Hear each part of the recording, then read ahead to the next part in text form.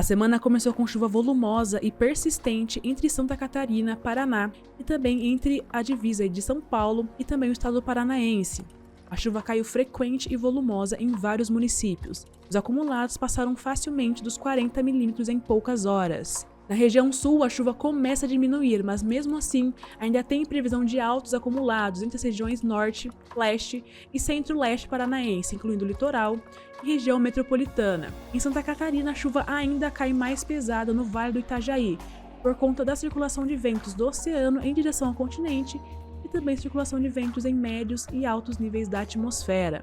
Na região sudeste, também no interior de Mato Grosso do Sul, a chuva volta a ganhar intensidade por conta da formação de um sistema de baixa pressão e também de uma frente fria na altura do litoral do Rio de Janeiro. A chuva nessas áreas já começa desde a madrugada, então o dia será chuvoso com poucas aberturas de sol.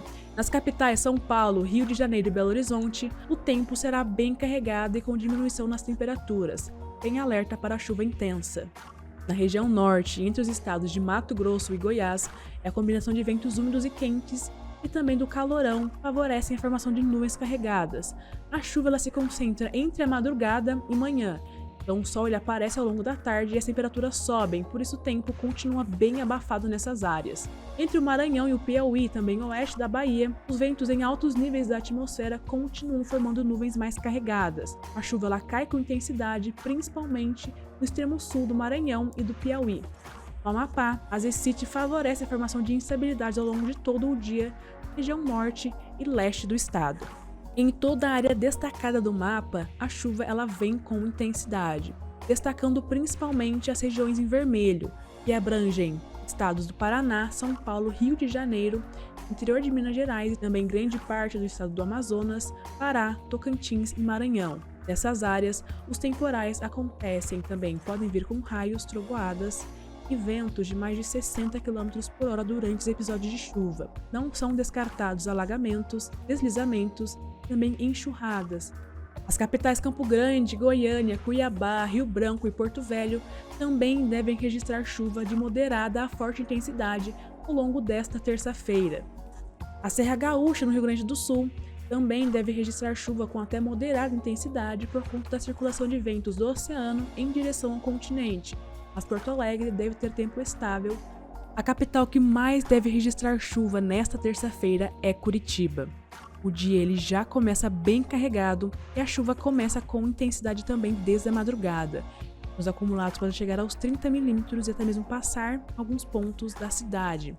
Por conta do céu bem carregado, encoberto, sem presença de sol, temperaturas não sobem tanto e a sensação será de tempo bem frio, com máximas que não passam os 20 graus. Em Manaus, apesar do alerta para temporais, o sol ainda aparece e as temperaturas sobem bem, chegando aos 29 graus à tarde. Em Belém, tempo um pouco mais encoberto, mas mesmo assim temperaturas bem altas. As máximas chegam aos 31 graus.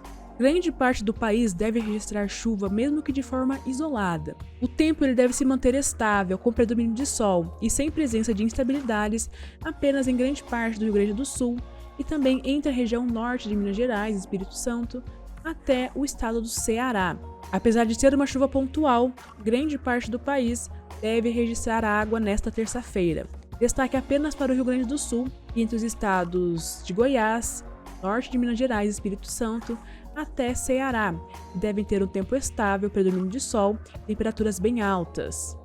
Nas áreas do sertão nordestino, Bahia e extremo norte de Minas Gerais, onde não chove, a umidade cai bastante.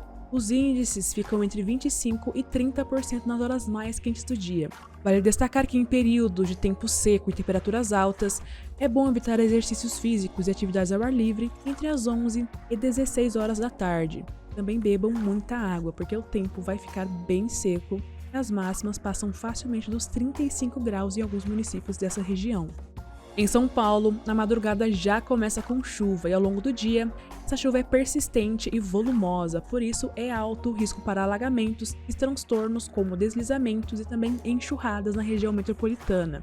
Por conta desse céu mais encoberto e por conta do sol aparecer com muita dificuldade, as máximas não passam dos 25 graus.